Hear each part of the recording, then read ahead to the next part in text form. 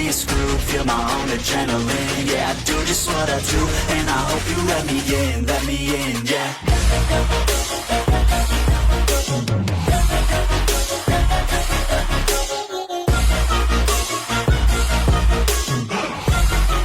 Hello and welcome back, fellow anime lovers, to Cypherfics. I am delighted to have you join us once again in the world of fanfiction and fantasy. This is the 24th part of, What If Harry Potter Meets My Little Pony? Special note, this fanfic is written and a masterpiece of tkepner on fanfictionnet. Do check and support the author too.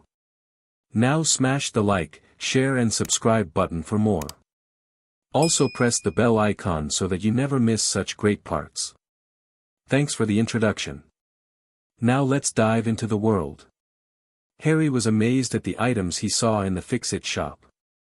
There were self-stirring cauldrons, plain and fancy brass scales, bins of unbreakable vials, telescopes of varying complexity, wizard radios, large and old-fashioned looking record players, newer fancy small record players, and a score of other items.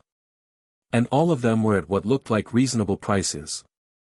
He was surprised that the Weasley family hadn't done some of their supply shopping here. Ron, he noticed, was staring at a wizarding radio with a calculating look. Just one of his 2 sickles would be more than enough for such an item, but he clearly wasn't sure if he wanted to spend his financial boon on such an item. On the other hand, he obviously wouldn't be spending any of it on clothes or books. The reason he had 2 sickles was that Harry hadn't needed his, he had stacks of galleons in his trunk, as did the fillies. They had decided that giving Ron, Ginny, and the twins their sickles from the Great Hall made far more sense than keeping the coins for themselves. The twins had been easily convinced that this wasn't charity with Scudaloos, we're nowhere as good as you two at pranking, so consider this as our way of participating. Unspoken was the thought that if they provided the twins some funds, maybe the twins wouldn't be as likely to prank them. Ginny and Ron had been harder to persuade, but threatening to give the extra sickles to the twins had changed their minds. They would take the sickles, if only to deprive their siblings of the money to buy even more pranking supplies. Of which Ron knew he would be the target. He wandered over to join Ron, who gave him a quick look. You know, Harry said, it might be nice to have a radio in our dorm room this winter. Ron had looked at him sharply. Might make it easier to study, he had nonchalantly added, how about we go halfsies on it? He had shrugged, I mean, that way we could all enjoy it. Of course, I wouldn't want to take it home because it won't work there, so you might as well, right, to keep it safe. And no one could say you're a spendthrift.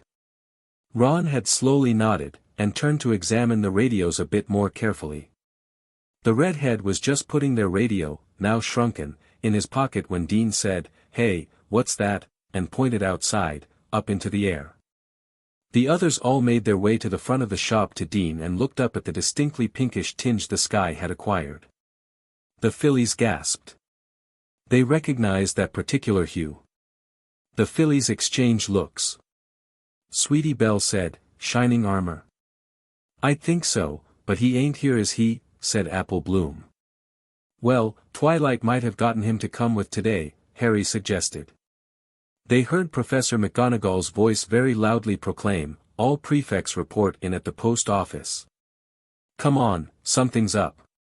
Scudaloo said and ran for the shop door, followed by the rest. As soon as Scudala hit the outside, she was off like a shot, flying to see what it was all about. There was a huge crowd when they got to the post office, which they had expected. Scudaloo and Ginny were hovering over near where Professor McGonagall was talking to someone they couldn't see.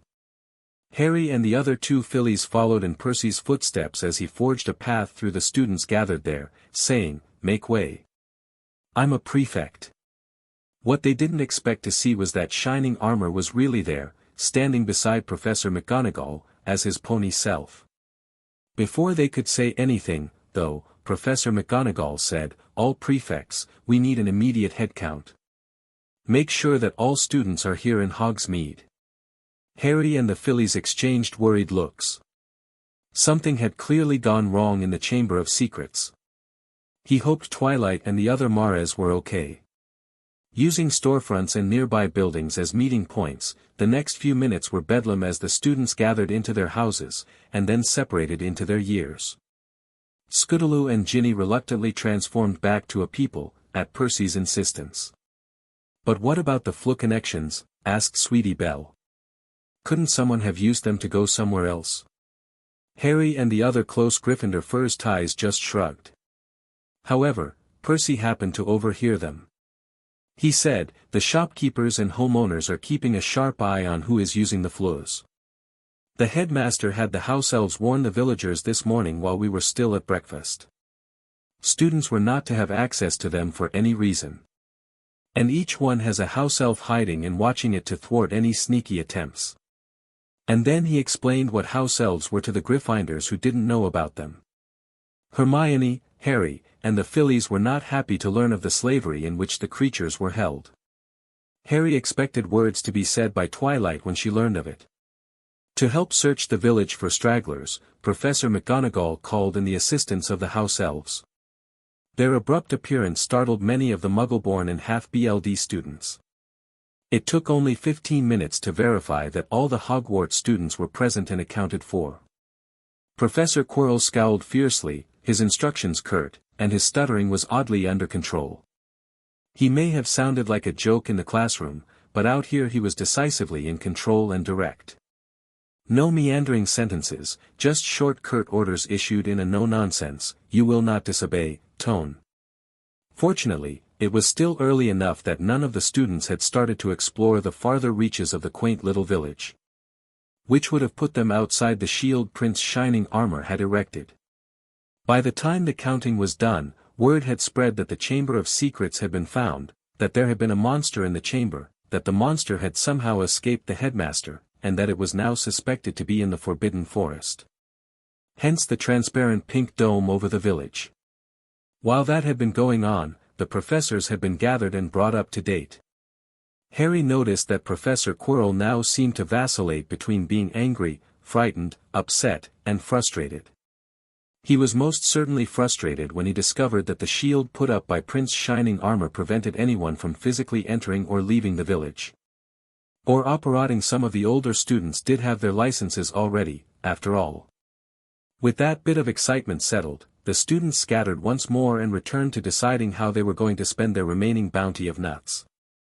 Plus, gossiping and speculating about what was going on and why the wizard called Shining Armor was putting up the shield as a unicorn animagus instead of using his wand.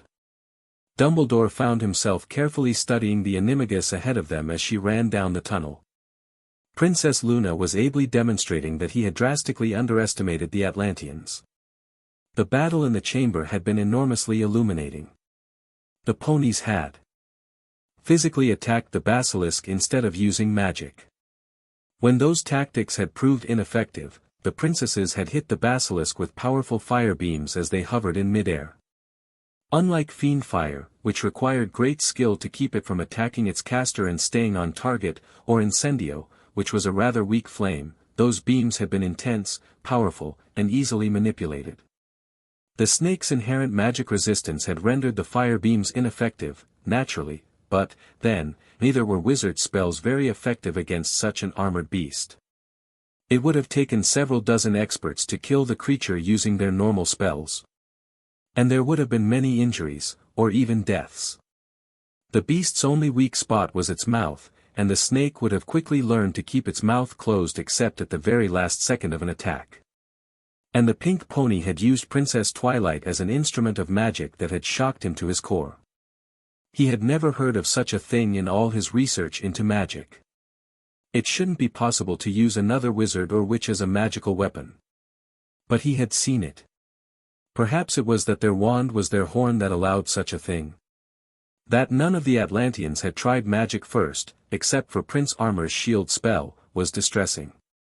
It implied that magic was so common that physically attacking was considered the most effective first option. That was a concept few wizards could even begin to comprehend. Wizards relied heavily on their wands and magic, and almost never resorted to physical violence. Any wizard facing an Atlantean in a duel would learn a hard lesson that magic wouldn't always win a fight. Using your wand to defend yourself from a magical attack left you open to physical attacks. Not to mention that a flying attack from Dash, or any of the Pegasi, would flatten a wizard before he could even think of a spell, much less pull a wand out of his pocket. Moreover, the sheer power in those fire beams would have burst through the average wizard's shield spell in a few moments. Then, finally, using their horns meant that you could never summon their main weapon in a duel, but they could summon yours if you were even distracted for the tiniest moment. It was a wonder that the Atlanteans didn't spend all their time as their pony animagi. Not to mention that they were almost irresistibly cute in that form, which would trick any wizard or witch into drastically underestimating their opponent until it was far too late. Apparition during a duel was difficult. You had to stop whatever you were doing and perform the wand movement while devoting all your attention to the spell, or risk splinching. Teleporting, as practiced by the Atlanteans, didn't have that delay, meaning as soon as you thought of it, you removed no wand movements at all, no transitioning from one movement to the next. Plus, Twilight had just gone through a series of teleports that would have taxed all but the strongest wizards, not to mention performing them in mid-air to the ground and back, something wizards considered nearly impossible to MSTR, never mind being extremely dangerous. He knew of none in history who had mastered that skill. Even Voldemort only operat while his feet were on the ground. And now he had just seen Princess Luna shrink herself, and her passenger house elf, Minnie, to a smaller size in order to fit into the snake's tunnel that led from its lair, the tunnel being just over 3/4 as tall as she was while levitating 3 ponies, 3 wizards, and a witch in her wake. That, again, indicated a tremendous amount of power as well as very fine control of magic. An impossible feat for a wizard, as you could only do one spell at a time with a wand. It had been a very long time since anyone had used magic to pick up and carry Dumbledore, and he found the experience to be quite odd. A feeling he was sure he shared with the other professors. That the one that still carried them was carrying a total of 7 beings, seemingly effortlessly, and while running through a stone-arched tunnel was astonishing. That she did so without once having them touch the walls, nor ever looking back to check on them, was even more so. Especially considering the way the tunnel twisted side to side instead of being a straight line. No wonder the others had made her one of their rulers. Or had she simply seized power and no one was strong enough to depose her? But she ruled with her sister, according to what Rarity had said, so maybe the two of them were unbeatable. But then why would they allow a potential competitor to arise, as Princess Sparkle appeared? Sure, she wasn't as powerful as them at this point in time, but eventually she would be able to match them. Also, Rarity had mentioned another princess in another kingdom. Didn't they worry that she and Princess Sparkle might join forces against them? They were certainly going through the tunnel much faster than they could have if they had tried to follow the basilisk on foot. The low ceiling would have put the wizards in a half-crouch, an awkward position in which to try to hurry.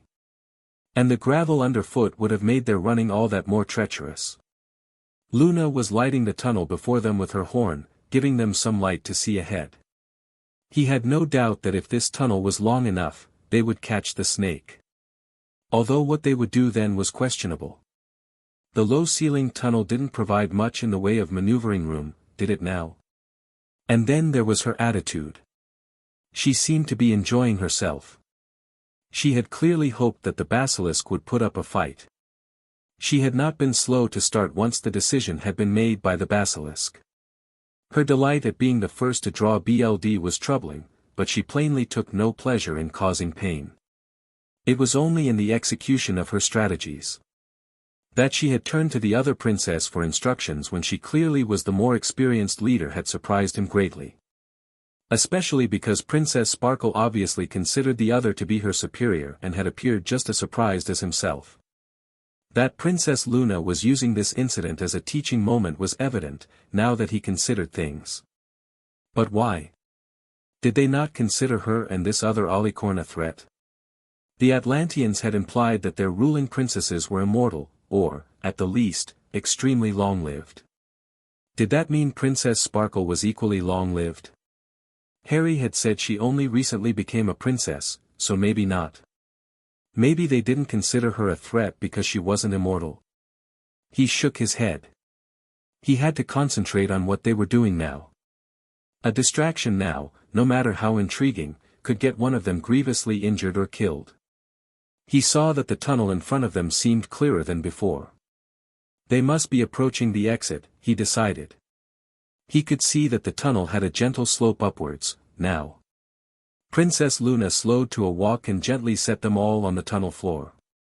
"We shall check the exit for a trap," she whispered, carefully moving forward. Rarity moved up to her flank, sword ready. Dumbledore could see the faint shimmer of a shield in front of the two Atlanteans. Pinkie Pie popped her head into the tunnel from the opening ahead. "Come on, you slowpokes," she said in a stage whisper. "The snake's gonna get away if you don't hurry." She giggled disturbingly. He heard both Phileas and Minerva gasp from slightly behind him. "How did she get out of here?" "Without us seeing her," demanded the Transfigurations professor. "She was right here a moment ago." Before he could say anything, the three ponies in front of them broke into a run and burst out of the tunnel. They followed as fast as they could manage. The four ponies were gathered to one side of the exit.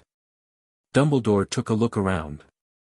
The surrounding trees made it impossible to determine precisely where they were. Behind him, when he looked, was a small outcropping of rocks liberally decorated with grass and bushes. The bushes that had once hidden the tunnel entrance from view were smashed flat. "Prithee thee, wait here while I scout from above," said the dark purple pony, now her normal size. "Wait," said the headmaster.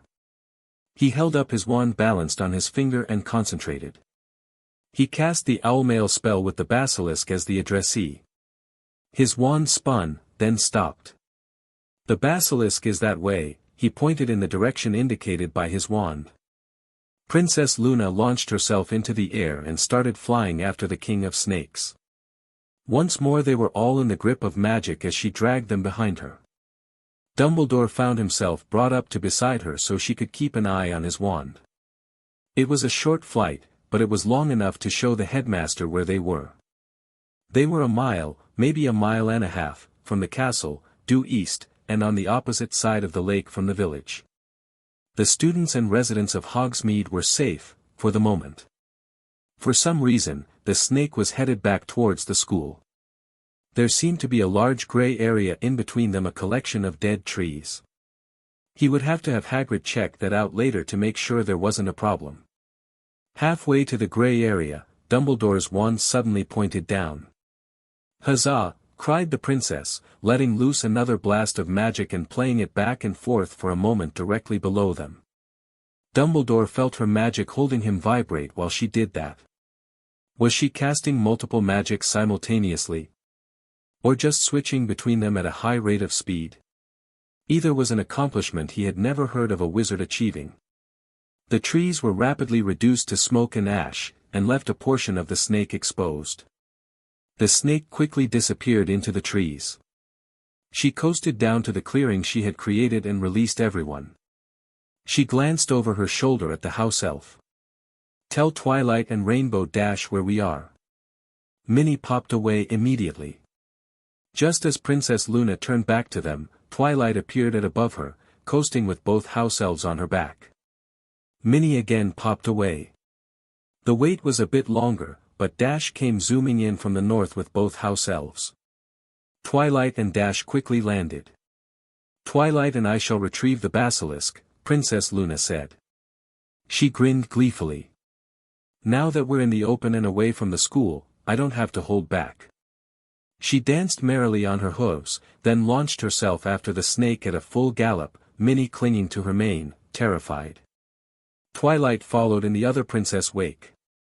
Squeaker clung to her mane, looking no less scared than the other house elf. Dumbledore and the three professors looked at each other before hurrying down the trail left by the snake. Applejack and Rarity trotted with them as Dash soared up into the sky to watch from overhead. Pinkie Pie pronked along beside them, drawing amazed looks that she ignored. She was softly singing. The only words Dumbledore made out were, "Smoke on the water, the fire in the sky." He shook his head and concentrated on not tripping over the broken debris left by the snake. Ahead of them, they heard repeated rapid explosions. Flashes of light filtered through the trees.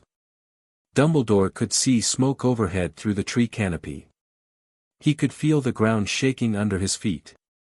Pinkie Pie, he saw, was now wearing a camouflaged helmet and vest, all in pink, with, of all things, a cigarette hanging out of the corner of her mouth.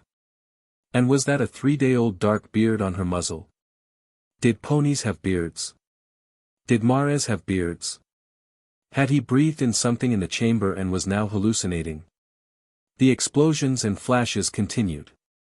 There was a blast of light. They all ducked their heads to the side and winced, closing their eyes. There were more explosions and flashes of light. Another burst of brilliant light. This one didn't immediately fade. It was sustained for several seconds before dying out. Then silence. The wizards exchanged worried looks. The ponies exchanged triumphant looks. Moments later, Rainbow Dash came flying up behind them, Mousy still clinging doggedly to her mane. Mousy looked stunned at what she had seen. Luna got him, she declared. It was incredible. She hovered upright. You should have seen it. Luna went boom. Dash struck out with hoof, as if she were boxing. The snake hissed and tried to run, but Luna wouldn't let him. Bam! Luna hit him again. She struck out with the other hoof. He dodged to the side, she hovered to her left. But Twilight was ready and blew a crater where he was headed. Then he turned the other way, but Luna blocked him with another explosion boom. Dash continued to give them an explosion-by-explosion summary of the battle for almost a full minute. Then Luna burned a big circle around the snake so he couldn't escape Fush. She threw both hooves up in the air. He tried to leap up at Twilight, but she dodged and gave him a faceful of pin. Then Luna grabbed him in her magic and squashed him right down. She looked at them grinning as proudly as if she had done it herself. They'll be here in a moment. Mousy nodded dazedly. After a brief wait, and almost on cue, the two ponies came trotting back down the snake's trail. Princess Sparkle looked tired, but Princess Luna looked exhilarated. Between and above Luna's folded wings was a sphere of energy not quite as big as Rainbow, and almost thick enough to be opaque. Inside it could barely be seen the form of a coiled snake, obviously hissing wildly, furious at its containment. Minnie was so tightly pressed against the princess' neck to avoid touching the sphere that only her ear tips were visible sticking up from Luna's mane. Squeaker, still on Twilight's back, had the same stunned look that Mousy displayed. We haven't had such fun in ages. Princess Luna declared. She took a deep breath and let it out slowly. She turned to the headmaster. Perchance, dost thou have any other monsters with which we might joust? She asked hopefully. Dumbledore stared at the trapped basilisk. He had expected it to be dead. He cleared his throat. Not that I am aware of, Your Majesty. And tried to imagine how much magic it took to overcome the basilisk's natural magical resistance to make it possible to use a shrinking spell on the beast. Oh, she said, clearly disappointed and her cheer deflating a bit. What will you do with basilisk? He asked carefully. Princess Luna shrugged dismissively.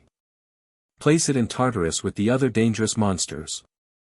In a nice large warm chamber inside a much larger spherical ice cave it cannot cross so it won't be inclined to mischief. Fear not, he shall be well cared for. He slowly nodded. I see. The ministry would have quickly killed it and harvested its corpse for the valuable materials it contained. A basilisk of its size had never been seen before, and the profit from its venom alone would make a wizard rich. Never mind what hit wizards would pay for the hide. He looked at the professors, all of whom were inspecting the snake's enclosure closely. Then, he said, we should probably head back to Hogwarts. He turned to the Atlanteans. Do you wish to stay in your animagi forms? The 6 ponies exchanged glances, then, one by one they returned to normal, their house elves dropping down beside them. Except Rainbow Dash. She said, I'll, go tell Fluttershy we found the basilisk and everything's okay. She shot up through the tree's canopy before anyone could point out that they could easily send one of the house elves. And carried Mousie off with her. I swear, Rarity said, shaking her head, if she could figure out how to fly while sleeping she would never stop flying. It would appear to be so, said Dumbledore, looking up to where the blue-colored Pegasus had disappeared. He shook his head slightly, then looked down at the ground. Bending over he picked up a broken branch. The ponies watched him curiously. He smiled and lightly tapped the wood with his wand. The stick glowed briefly. Now, if everyone would place a finger on this, it'll take us straight back to my office. They crowded close and each followed the instructions, even the house elves. Except for Princess Luna, all the Atlanteans ended up in a pile on the floor. What was that? Demanded Miss Applejack. The rest muttered incoherently. Both Miss Rarity and Miss Applejack were holding their stomachs and looked a bit green. Can we do it again? Said Pinkie Pie, giggling and staggering a bit as she stood. Princess Luna was restraining a laugh. Ah! Dumbledore said, I twinkling kindly. I thought you knew of portkeys. He held out a hand and helped Princess Sparkle back to her feet. There is a trick to them when landing. As you see the ground approaching, start walking and you will be fine. Otherwise, you will end up tripping as the spell stops and you keep moving forward. Plus, your first time can be quite disorienting, as you have discovered. He tossed the stick into his fireplace. Princess Sparkle hopped excitedly, and a bit unsteadily, from foot to foot. Could you do that again? He looked at her, mildly surprised. Make a portkey. She nodded eagerly as her friends regained their feet behind her. Smiling, he picked up a small paper. I must tell you first, however, that making portkeys is strictly regulated by the Ministry. However, as Chief Warlock of the Wizengamot, I am empowered to make them as long as I restrict myself to Hogwarts, or in cases of dire emergency. There are special charms, however, in effect around every country to redirect international portkeys to specific controlled locations in those countries. And redirected portkeys can be extremely unpleasant. The Atlanteans exchanged looks and shuddered.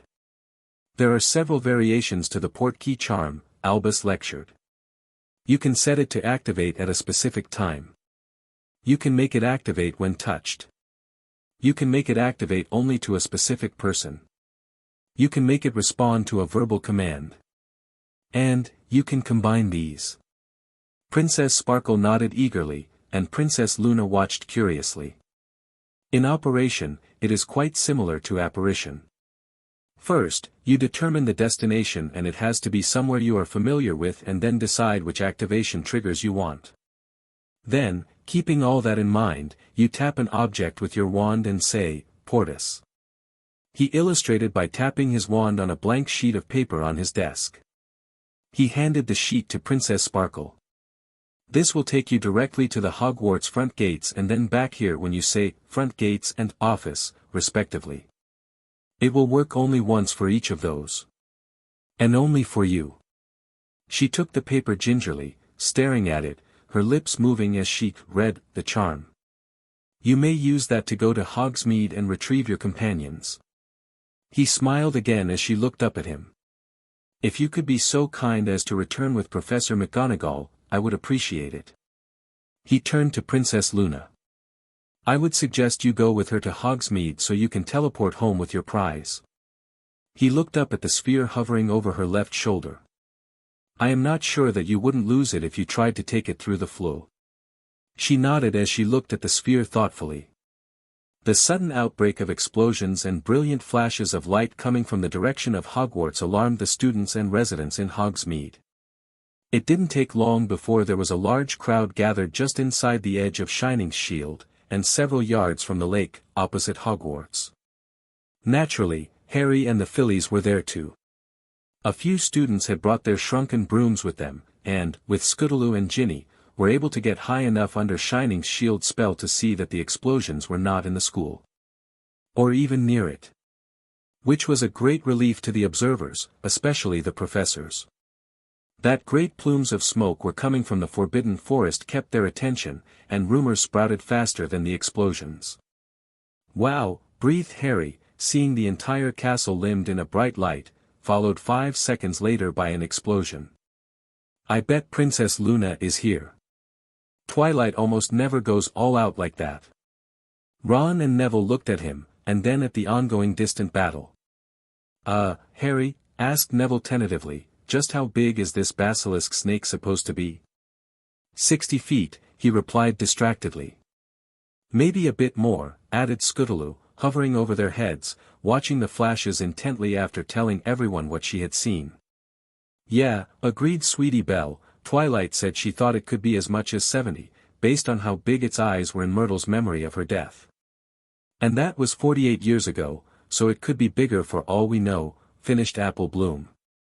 "And that was under our school," said Ron, with a swallow. Harry could hear other students telling their friends about what Harry and the 3 foreign girls had said. He frowned. The snake would probably be a mile in length by the time the story finished spreading. It was almost like watching fireworks in Ponyville. Only in the daytime. It seemed to last a long time, and then not very long at all. There was a final bright glow from beyond the castle that lasted almost a full minute before fading and leaving a giant rising cloud of smoke that the winds higher up quickly dispersed. Several minutes passed with nothing more happening, and the crowd began to thin as students headed back into the village. It was getting close to lunch, and the students still had most of their spending allowance in hand. The Gryffindor first years joined them. They had just arrived in front of the post office on their way to finish their shopping at the stores when Harry saw Twilight coming up the street. Scootaloo immediately flew over to her. Harry and the others followed her, jogging. "Is everything all right?" he asked. "Are you okay?" Twilight grinned at him. "Of course, I'm all right. Nobody got hurt." Her expression darkened a bit. "Well, except for the basilisk. But he'll recover nicely after a good sleep." Harry glanced around her. "Where is he?" "Oh, Princess Luna took him back home already." Harry gave her a long look. Then raised an eyebrow. "Portal," he said just loud enough for her to hear. Twilight smiled reassuringly. "She thinks it won't be a problem. And if it is, she can handle it." "Good." By that time, they had made it up to where Shining Armor was sitting. He looked at Twilight and raised an eyebrow. Inquisitively. She nodded back. "It's all okay, we captured the basilisk. Princess Luna's already on her way home with him." Scootaloo shot up into the sky, only now noticing that there were 2 circling dots far overhead. One was a difficult to see yellow while the other was a just as difficult to make out blue. One was Fluttershy, of course, while the other had to be Dash. He gave a relieved sigh, and the pinkish shield vanished from overhead. It took only a few moments before the smell of smoke reached them. His other eyebrow went up as he looked at his sister. She gave him a sheepish grin. It did put up more of a fight, but Princess Luna caught and shrunk him down to a manageable size. He nodded in understanding. "Well, as long as it's taken care of." He looked around at the students that were still watching him curiously. "You should probably change back," she suggested. "What?" "Oh. Right." He changed back to his human form, getting more than a few admiring looks from the older witches watching.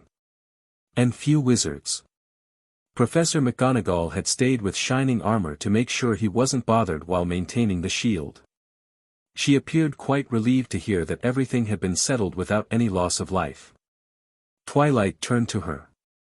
"The headmaster wants you to return with us to his office. He gave me a port key." She held up the blank paper in her hand, then glanced around. "I think we can leave the students to their own devices, now." Fluttershy settled to the ground behind Shining, as the area in front was rather crowded with students now, all trying to find out what had happened. Scootaloo and Dash just hovered over her friends, with Dash giving her a quick summary of the fight, and the promise of a more detailed description later. "Everything's fine, Fluttershy," Twilight said. You can change back, now. Moments later, after a few last-minute instructions from the professor to her prefects, and a final admonishment to the twins to keep things under control, the 4 adults, 1 pony, and 3 house elves vanished from sight as they portkeyed away. "Well," said Scootaloo, "now what?" "Let's go back to Dervish and Banjas," suggested Sweetie, "they had some neat stuff there." Princess Twilight was not gone for very long and returned with both of her friends, the house elves, and Professor McGonagall. He gave Minerva a questioningly look. "Everything in the village is just fine. The merchants and residents are coping with the students, and so far, the students have been very well behaved. No one has, as yet, tried to sneak home via the flues in the village." She frowned. Professor Quirrell appears quite out of sorts, though. She shook her head. He seemed rather distressed to hear that the basilisk had been captured. She looked at the headmaster, still frowning. He seemed to take it personally. But with his stutter, I don't know what help he would have been. Dumbledore nodded. "I'm sure he wanted to help, but his talents are better suited to keeping the students safe. As I told him this morning when I asked him to supervise the Ravenclaws in Filius' absence." He turned to Princess Twilight. "I thank you for your help today. It would have been much harder to confront the basilisk if all of you hadn't been down there." He shook his head. "The Ministry's Department for the Regulation and Control of Magical Creatures is well-meaning, but I'm sure they would have underestimated the creature I know I did to our detriment. Even the dragon handlers would have been strained." He stroked his beard a few times. "None would ever have believed the snake to be as big as it was. And we wouldn't have been able to pry it out of its lair before it fled." He sighed. "I believe the next step is to secure that outside entrance so nothing from the forest wanders into the chambers. That will also give us time to create something a bit more convenient for access, closer to the castle." He looked over at his professors. "And while Flitwick and I are taking care of that, I'm sure Severus and Minerva want to take a look around the chamber and see if there are any other surprises we need to be wary of." He looked back at the princess and her companions, eyes twinkling and smiling. "And I'm sure that there are things you had planned for today that you have had to put off, and want to get back to." Twilight just stared at him a moment. "Actually, no. We aren't finished here just yet." She started pacing. "When Fawkes took you to the chamber, I started to scan the castle, looking for other things that really shouldn't be here where children can get at them." She glanced over at him. He stared back at her for a moment, then said, "We do have some books in the restricted section of the library that are rather dark. I'm sure those are what you detected." She just stared back at him. "And I know there are some dark artifacts in the Defense Against the Dark Arts office, which Professor Quirrell will use for teaching purposes for the 6th and 7th year students." She continued to stare at him. He sighed. "And, no doubt, there are a few cursed items that the Slytherin students have brought from home." She frowned. "Which way is the Slytherin dorm?" He pulled out his wand, and a quick "where is it" charm gave her that answer. "And the Defense Against the Dark Arts office?" A second "where is it" settled that question. She then asked for the other dorms. She frowned and pointed in an apparent random direction, up and away from the dorms. "And what is that way?" "Nothing except empty classrooms and corridors, at the moment. Nothing we should be concerned about." "Why?" She studied him carefully. "Because my scan revealed a magic that is very familiar to me. Something that is filled with hatred and wants nothing more than to hurt anyone who comes close to it, much more so than anything else in this castle." Castor knocked lightly on the door before opening it and walking into the ambassador's office one more time. The secretary, a tall young woman, was seated behind her desk, a pen scribbling across a paper as she watched. Castor still found it odd to see magic at work for such a mundane task as writing. "Good afternoon," he said. "Ambassador Blueblood indicated he needed my assistance for something." The woman stood while the pen continued to write and opened the door. "Mr. Searle is here, sir," then waved him into the room. Inside the room was the ambassador and 2 other women. He saw that the Monopoly board was still set up, only there were a few more houses and even a hotel on it. "It's good to see you again, Ambassador," he said, as he eyed the two women. One had hair that was dark blue on one side and pink on the other. The other woman had light blue-green hair with white stripes on either side over her ears. "What can I do for you?" Blue Blood remained sitting, while the two women stood up.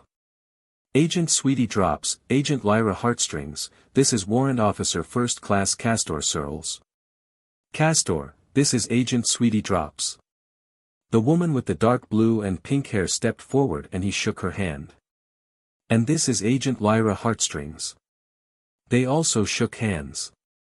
Both women were tall, as he was beginning to suspect all the equestrian women were on this side of the portal, and had eye-attracting figures. Both sides were sizing each other up. "I would like you to arrange for both them to be certified and trained in the use of both pistols and rifles." He gave Castor a tight smile. "Clearly, the weapons we are used to using would put us at a disadvantage here, if we found it necessary to defend ourselves. And based on what I have seen on your tele-news programs, and perusing your religious texts, it is not out of the question that some of your people might wish to do us harm. We wish to be prepared." Castor nodded slowly. "That's doable, however it will take a day or so to arrange a course." "Do you know what you want?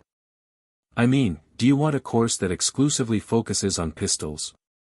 Or a general overview course that shows you the most common weapons and how to handle them?" He looked back and forth between the three. Blue Blood pointed at the women. "They are the experts. There is a conference room on the other side of the office. I suggest you sit with them and tell them what the choices are and then they can decide what they need." The women promptly headed out of the ambassador's office. Castor trailed them. As a police officer, he knew which companies offered training, and how good those courses typically were. It was going to be an interesting finish to the morning. And might take up a significant portion of the afternoon if they wanted to start as soon as possible. Dumbledore stood very still and stared at the purple and pink-haired witch. "Are you sure?" he said. She nodded. He closed his eyes and studied the protective charms in place around the school. There were the normal spikes that indicated the presence of mildly dark objects, things that might severely sting or scare, but nothing that might be as dangerous as the princess suggested. "Hogwarts charms do not reveal anything as serious as you say," he said, opening his eyes. She snorted. "Of course they wouldn't," she muttered. She sighed. "According to Hogwarts, a history, there is rumored to be a curse on the defense against the dark arts position. I suppose those charms of yours can't find that, either." He shook his head, sadly. "It is a rumor.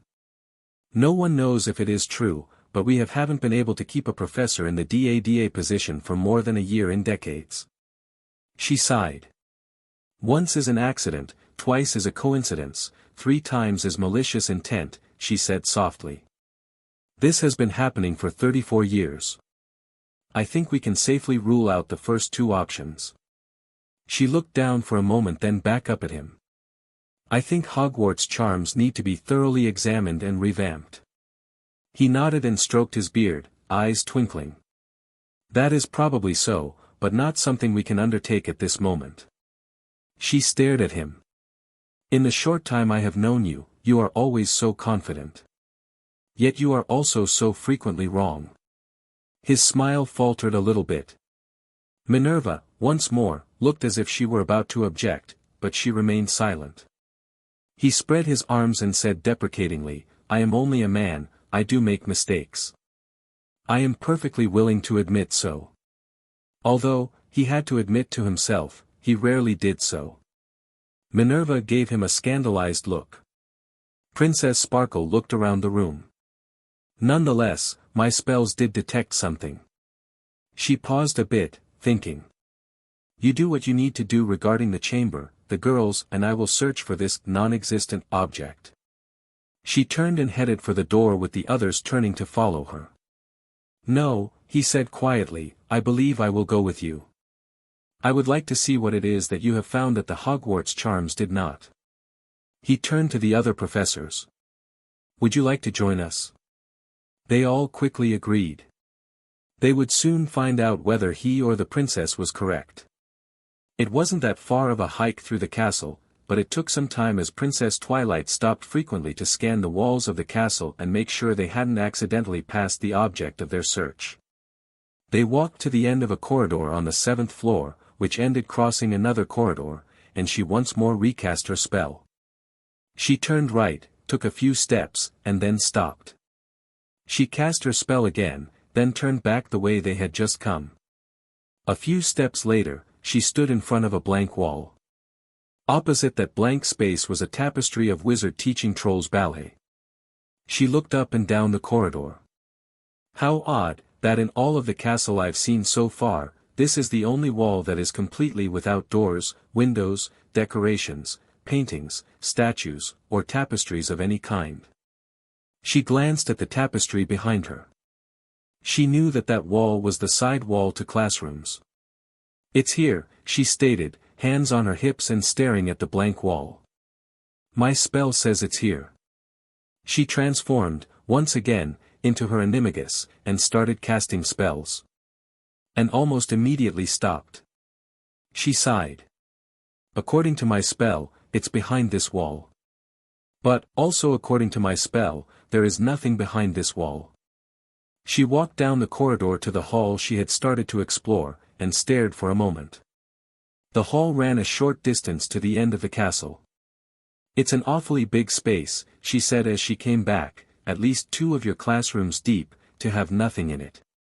She looked up at the headmaster. "Do you have an explanation?" He stroked his beard thoughtfully. "No, I don't believe I do." He stood a moment longer, thinking, then said, "Skiffy. Skiffy comes, Mstr Dumbles." He stared up at Dumbledore questioningly. "If anyone can tell us about the castle, it is the ones who take care of it," Dumbledore said. "What is behind this wall?" he asked the house elf, gesturing with a hand. The house elf looked at the wall. "It be the room of requirement," he said. "We's call it the come-and-go room." The headmaster looked down at him inquisitively. "It be where we's puts things we's doesn't need." Dumbledore raised an eyebrow. "Yous walks back and forth 3 times thinking of what's yous wants, like so's." He put on a comical expression of someone thinking very hard and walked back and forth 3 times. As he completed his 3rd pass, a door shimmered into existence in the middle of the blank wall. They all stared at the house elf and at the door.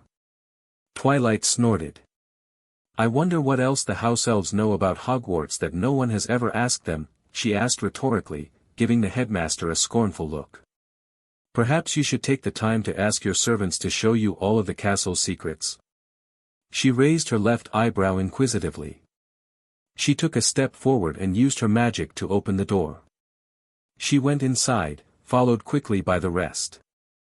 They stared around them in wonder. They were in a room bigger, even, than the Great Hall. Like that room, it had high windows that sent shafts of light down into the room, revealing what looked like a miniature city with towering walls and buildings, many easily 10 or 15 yards high, albeit built of all sorts of furniture and odd things. Alleys and roads bordered by the teetering piles of broken and damaged furniture, turning the room into a giant maze. Thousands and thousands of books were everywhere, in precarious tall stacks, probably more than were in the Hogwarts library. There were fanged frisbees and winged catapults, some still hovering half-heartedly over the mountains of other forbidden items. Then there were hats, jewels, and cloaks, chipped bottles of congealed potions, scraps of what looked like dragon eggshells, corked bottles whose contents still shimmered evilly, several rusting swords, and even a heavy, blood-stained axe. To one side of the entrance was an impressive mound of wine and whiskey bottles, many with a drop or 2 of the liquor still present. And all that was just what they could see from the entrance. The room was clearly bigger, wider, deeper, and taller than the space it appeared to occupy, looking from the door. "All right," declared Rainbow Dash, launching herself up to the ceiling to begin circling the room. Twilight turned and looked at the headmaster. "I think you'll find enough material in here that is saleable to fund the costs of checking out the Hogwarts protective charms. Perhaps even bring them up to a proper standard. I am sure there are many graduates who would love a memento of their days here. He nodded, eyes twinkling, as he looked around. If nothing else, Princess Sparkle had discovered a marvelous resource for the school. He would sit down and have an in-depth talk with Skiffy about this room later. He looked down at the house elf, whose was twisting the bottom of his ear fitfully as he gazed around at the room. Skiffy, tomorrow, have a couple of house elves start going through this marvelous room. Repair what can be repaired, and vanish what can't. Bring any potions to Professor Snape. The potions professor looked at several bottles whose contents were still sealed and sniffed disdainfully. I doubt anything useful will be found. Except for the containers themselves, he said disparagingly. And any magical items to Professors Flitwick and McGonagall for their perusal. The two professors nodded absent-mindedly, one as he examined an amulet carelessly tossed over a broken chair and the other as she studied a small table covered in feathers that had 3 paws and a scaled toe. Perhaps you can have your upper-year students assist them as class projects, Twilight suggested to the two, receiving 2 more distracted nods. Items with a name or family crest we should see if we can return the proper owners, he continued, addressing Skiffy again. Above them, peeking out of a drawer in a broken cupboard, Pinkie Pie enthusiastically said, "There's some wonderful stuff in here." She held up a toy griffin that had lost most of its stuffing. Rarity was staring with distaste at a mound of clothes. "I can see why they discarded these. There's no fashion sense whatsoever. And no refinement in either the work or the material." She shuddered. "These are only suitable for rags. Fluttershy was cuddling a mouse, and this poor dear has been trapped in here for who knows how long. He's just skin and bones." She nuzzled him lightly. "Don't worry, I'll make sure you get plenty of food when we get you home." Princess Sparkle began to slowly walk down the large aisle that snaked off into the chamber, glancing down every cross aisle and studying the giant stacks of junk that surrounded them. The others slowly followed. She regarded an enormous stuffed troll with distaste, and turned down a side path. She looked around as they walked down the narrow aisle. She studied everything she could see, searching for the thing that had brought them to this room. Finally, she paused beside a large acid-blistered cupboard. There was a chipped bust of an ugly old warlock on top of a crate nearby. Beside it was a dusty old wig and a tarnished and discolored tiara. She stared at the tiara, her brow furrowed. "This is it," she said quietly.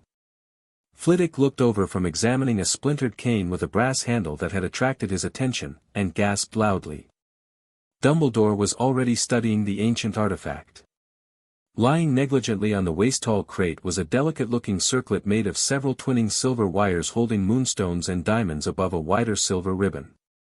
If you looked closely, you could make out the words emblazoned on the ribbon, "Wit beyond measure is man's greatest treasure." "Oh, my," was all he said. He gently picked it up and turned it around, admiring it.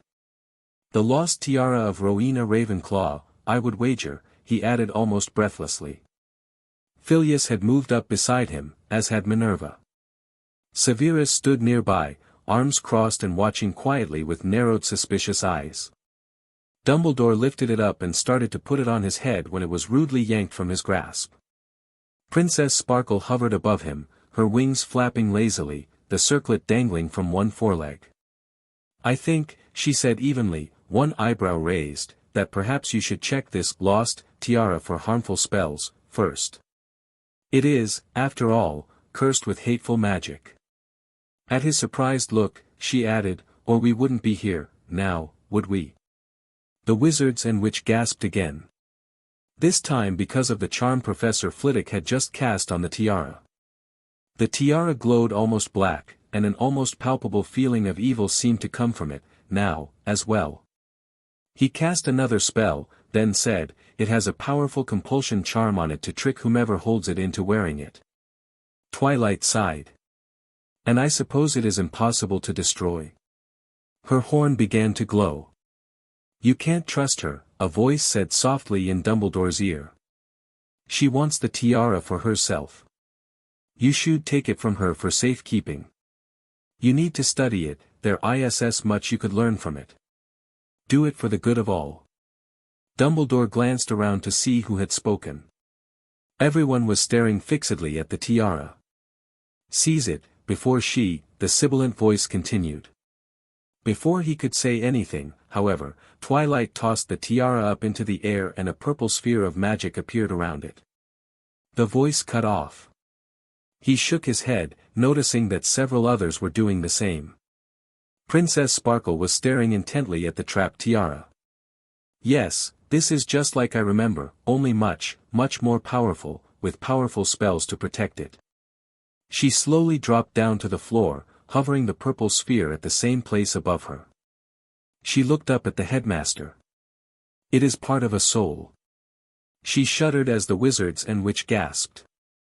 A truly vile thing. It seeks to take over whomever holds it.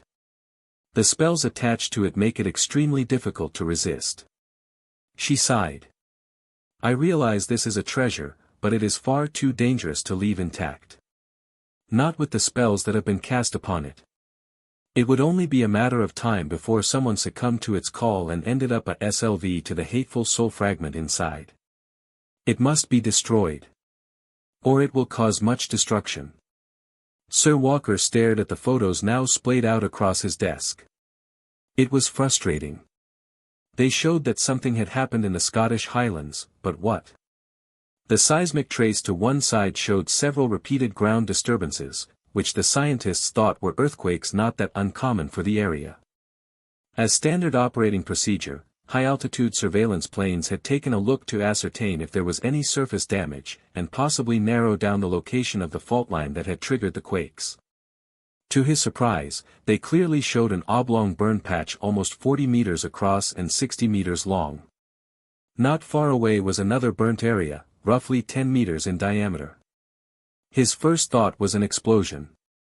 But while subsequent pictures showed numerous craters, there were no other physical signs of a large explosion, such as downed and broken trees with their leaves strppd from them, or of fires which should have followed such explosions in a forest. Plus, while some of the scattered craters were buried under ash, others were clear of any contaminations. Which indicated that whatever had burned the area had been in the middle of the explosions. If he didn't know better, he would have said it looked like a limited and tight artillery barrage. Infrared. Photos showed the area to be above average in temperature, but lacked the numerous hotspots that a forest fire's aftermath always left behind. Especially puzzling was that everything inside that burnt area had been reduced to ash. No fire ever reduced everything to ash. There were always a few trees that escaped destruction.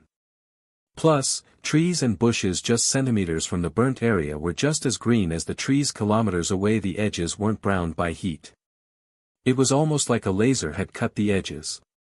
The presence of a castle 2 kilometers away, and a small village on the opposite side of the lake beside it, was merely icing on the cake.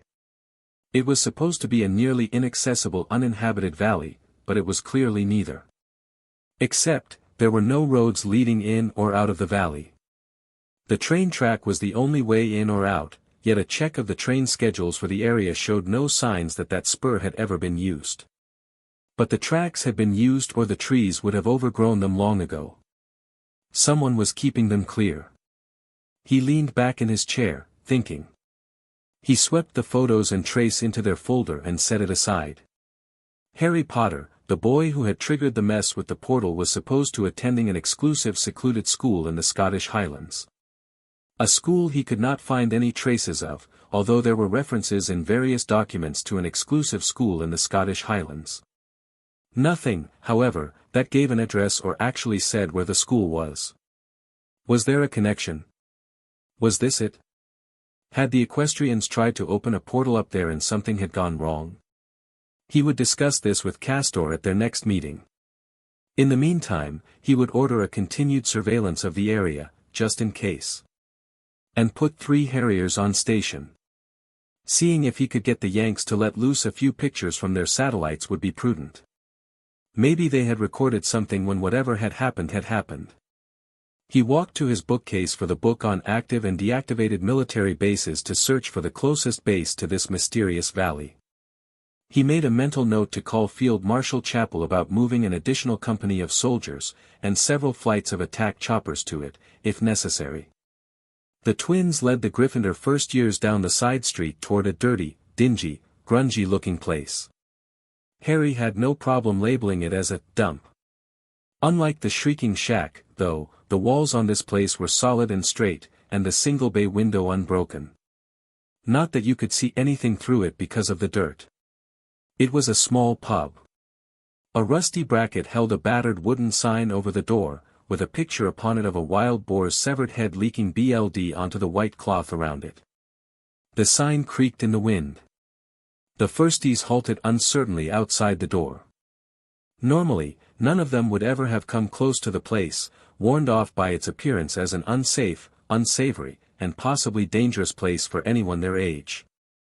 "Well, come on," said the twins, grinning madly.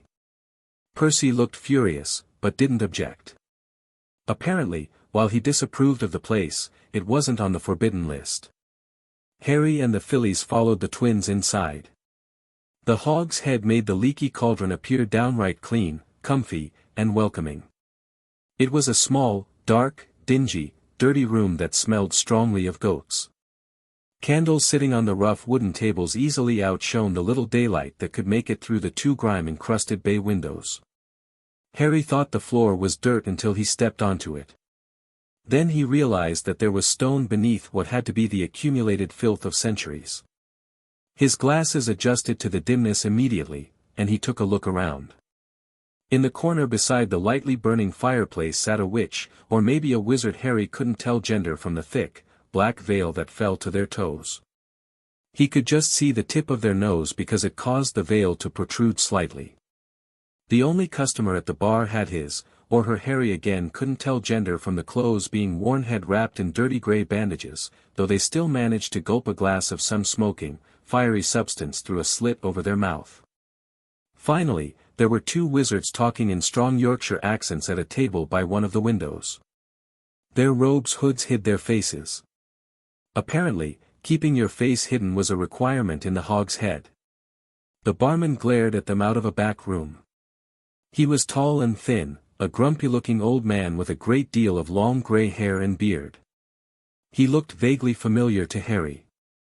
Harry and the fillies looked around apprehensively. The atmosphere reminded them somewhat of the gloomy look of the ever-free forest, only without the feel of imminent death lurking just a few yards away. The wizards and witch exchanged looks. Phileas spoke first.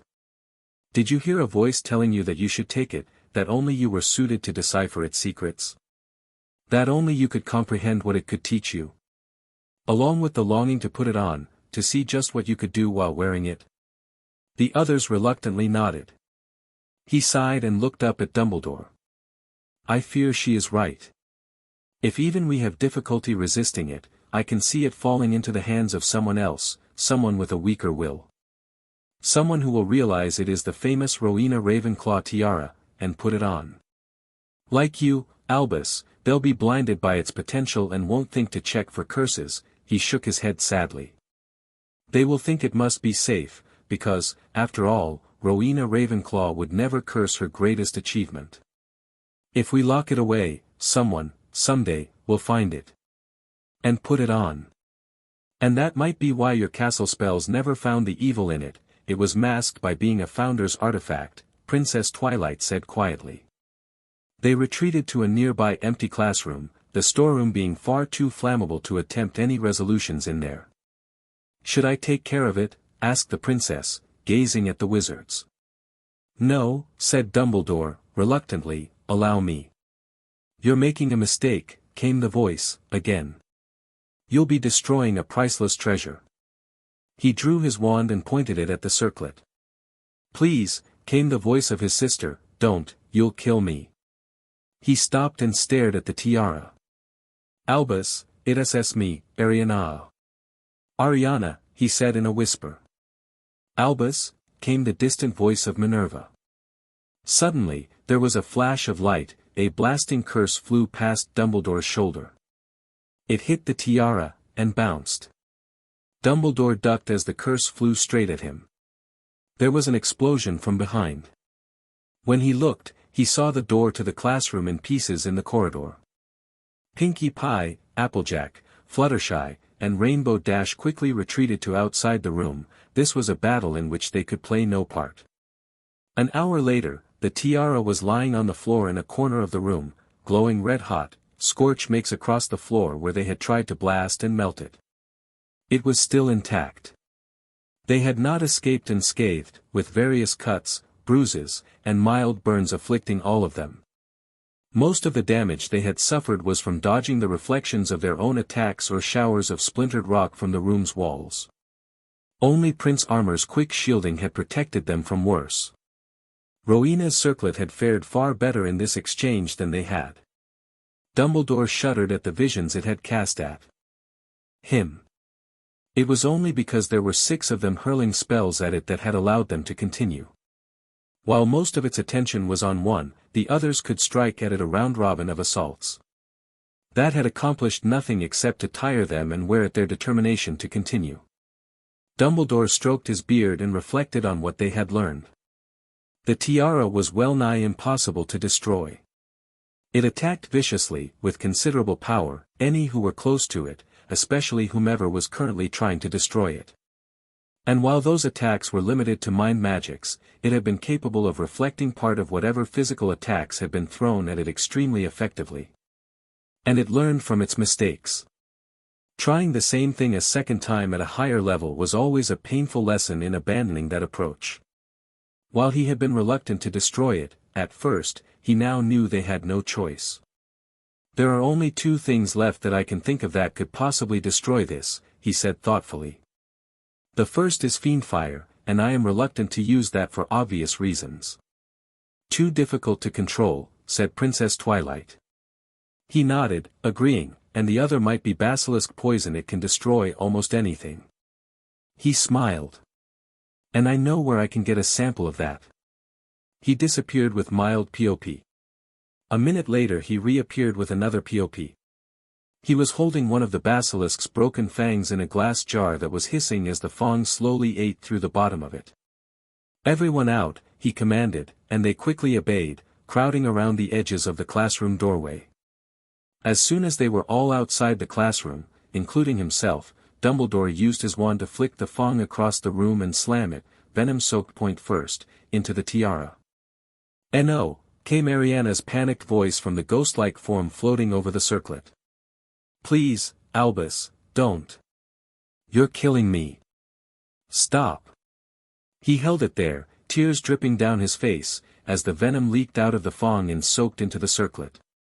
She started screaming, then abruptly stopped. For a moment, nothing happened. Then, a blood-like substance, dark and tarry, seemed to leak from the circlet. Suddenly, the thing started to vibrate violently on the floor. It abruptly broke apart with a loud crack. As it did so, Dumbledore thought he heard the faintest, most distant scream of pain, echoing not from the grounds or the castle, but from the thing that had just shattered. He dropped his arm to his side, and shuddered as tears continued to drip. Princess Sparkle came over and hugged him, followed quickly by the other Atlantean women. Dimly, he realized, it helped. Later, they gathered back in his office. With the exception of Rainbow Dash, they were all back to their normal wizard and witch forms. And, if Albus was being honest with himself, if he had wings like hers, he would probably spend most of his time flying, as well. The pieces of the tiara, now cleaned and shiny, lay on his desk. He sat in his chair and studied it carefully, then cautiously said, "Reparo." The pieces flew together with a series of clicks and snaps. He picked it up and examined it meticulously. While mostly together, there were sections that had been irreparably destroyed. He waved his wand and one of his silver trinkets flew over to his desk. He began a complex series of wand movements, while he spoke too quietly for them to hear. The princess watched intently. Silver began to flow from his trinket onto the damaged tiara. When he finished, the circlet was complete. One of the diamonds was missing and a moonstone was still cracked, however. He smiled and handed it to Professor Filius, who took it reverently. "It has no enchantments of any kind, anymore," it is simply a tiara, albeit one once owned by Rowena Ravenclaw. I'm sure we can easily replace the diamond and moonstone from supplies here in Hogwarts. None need to know the vile use to which it was put. We should place it in a display case near the Great Hall for everyone to see, said Minerva. Severus nodded in agreement, and added dryly, with suitable enchantments that will keep it safe from certain pranksters. Minerva didn't deign to reply to that except to raise an eyebrow. Dumbledore turned to the Atlanteans and cleared his throat. I wish to express my gratitude at your finding this lost treasure for us. It may no longer have the rumored spell she created for it, however it still symbolizes her house and values. Having it returned will mean a great deal to a multitude of people. Princess Sparkle nodded, then shook her head sadly. I wish we could have separated them, but the spells overlaid on it were simply too powerful, and it was all or nothing. He sighed deeply. Regretfully so. The enchantments had been quite clever, he realized. The creator had hidden them from Hogwarts enchantments by concealing its evil behind Rowena Ravenclaw's enchantments. Then used her status as a Hogwarts founder, and as creator of the tiara, to fool the castle's enchantments into accepting the corrupted tiara's presence and prevent the enchantments from reporting the extremely dark magic that leaked from concealment. It was from a founder, therefore it belonged here. Yes, quite clever indeed. The princess hadn't used the castle's formidable enchantments for her search, instead looking for the underlying darkness. Something no one in the headmaster's position would ever consider doing. Why should they doubt the effectiveness of the castle's enchantments? He looked at her a moment longer. You said you have run into one of these once before. She studied him just as carefully. Yes. Harry Potter had such a fragment embedded in his forehead. The Weasley twins jauntily stepped up the bar and the man behind it. What? He grunted. We'll have 17 shepherd's pies, my good man, said George jovially. With 15 butterbeers and 2 fire whiskies, concluded the other, in just as cheery a tone. Fred, growled Percy warningly.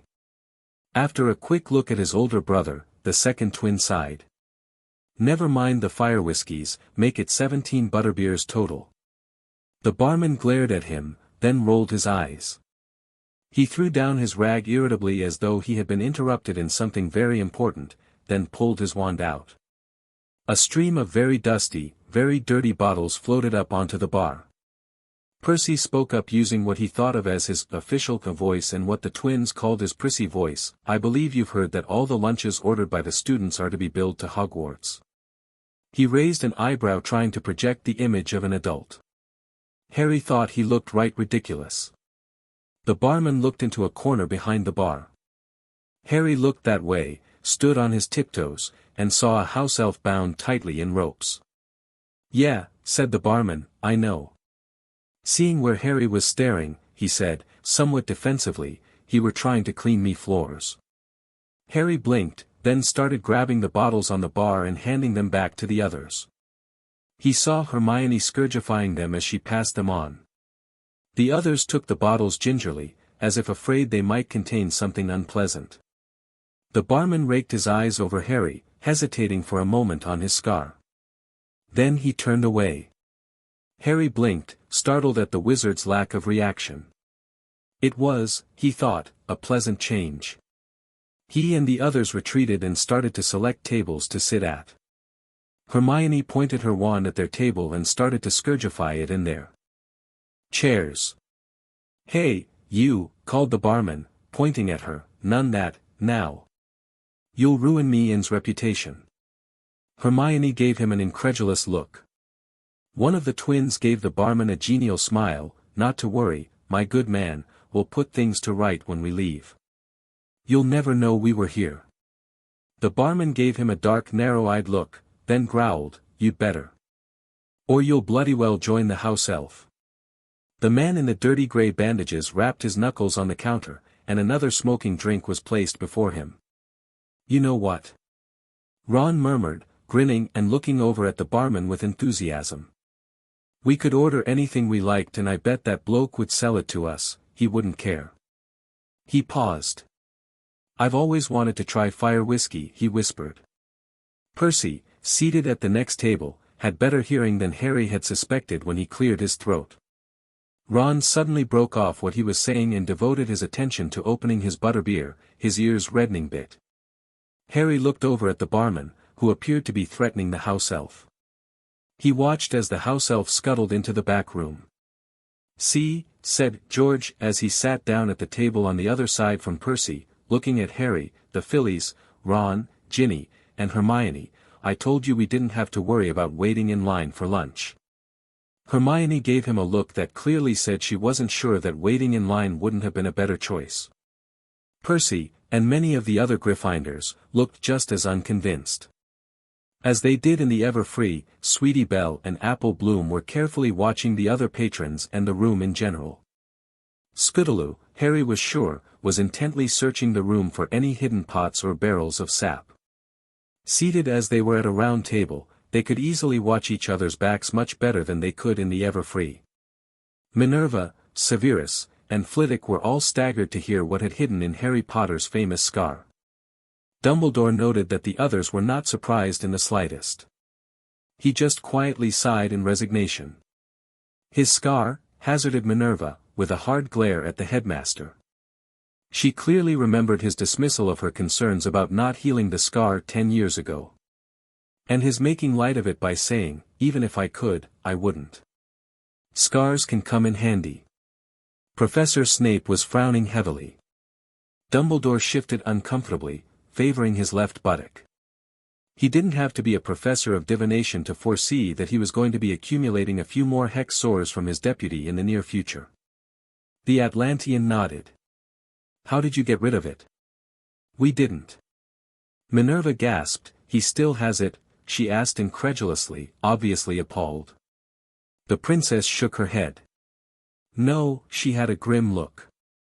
"It was the only thing Tyrek did that was of benefit when he attacked us. He ate it, we think. Or he ate the magic that let it exist and it died. One of the two." The others absorbed that in silence. "And who was this Tyrek? You mentioned him once before," Dumbledore asked gently. He heard a crunching sound and looked over to see that Miss Pye and the other Atlanteans were sitting on lounge chairs, sharing a big bucket of popcorn. Tyrek was a centaur who learned magic he shouldn't have, magic his own people deemed too dangerous to use. It was forbidden knowledge. Once found, the one who taught him lived to a very old age in his king's dungeon. Tyrek was the king's son and escaped any real punishment. Dumbledore dragged his attention back to the princess. She sighed. He could steal others' magic for himself, growing bigger with each. By the time I fought him, he was as big as this castle and had absorbed almost all the magic in the kingdom. After taking my magic, he intended to go back and conquer his own people to punish his father for forcing him to flee his homeland, and his brother for what he saw as betrayal. Professor Snape arched one eyebrow disbelievingly and said, "You hardly look as if you would pose much of a threat to him, if that is true." Applejack snorted. "Twilight's leaving out a lot of details. She was more than enough to buck his sorry rump outa." Rarity spoke over her, "Our homeland." Dash was once more flying up near the ceiling, staring out the windows at the wisps of ash still rising in spots from the forest. She was making little jabbing motions with her hooves, as if she were fighting. Twilight ignored the staring contest that ensued between the other two women. She shrugged. "Princesses Celestia, Luna, and Cadence gave me all their magic. We were actually on even terms, even after he stole all of Discord's magic as well, which was a mistake for him." The wizards and witch stared at her. She sighed. "To make a long story short, there was quite a bit of damage to the countryside. We destroyed a couple of mountain ranges, blasted craters that became lakes. He finally threatened my friends with death. I surrendered my magic to him to save them. I forgave Discord for his betrayal of us, and we searched for a way to defeat Tyrek. The centaur discovered that the powerful magic of friendship and harmony could not be beaten. Tyrek collapsed, releasing all the magic he had absorbed back to their original owners. He is currently back in Tartarus, not much bigger than Harry." "That's preposterous," exclaimed Severus. "Magic doesn't work that way.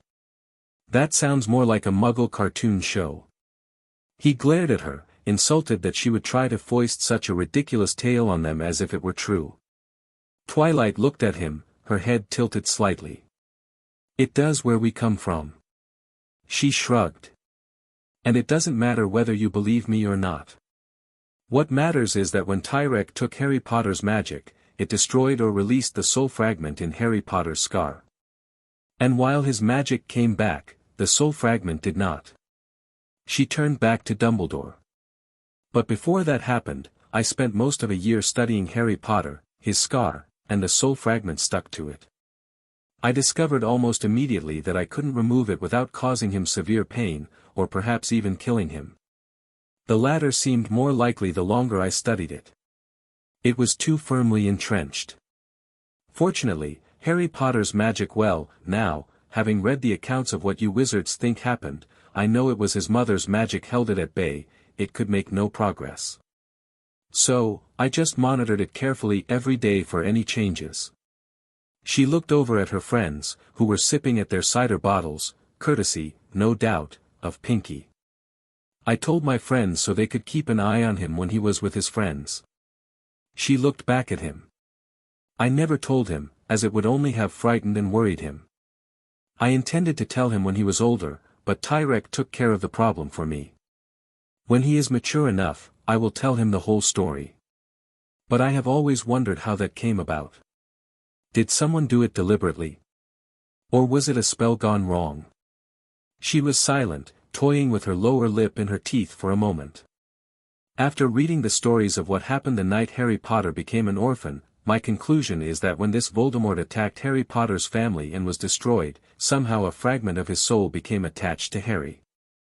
It is the only reasonable explanation, given the facts as we know them. And it is the simplest. Minerva and Phileas were listening with mounting horror as they realized where she was going. Severus just had a blank expression, giving nothing away of what he was thinking. She glanced at the restored tiara, underneath all the protective and offensive spells, felt exactly like that fragment.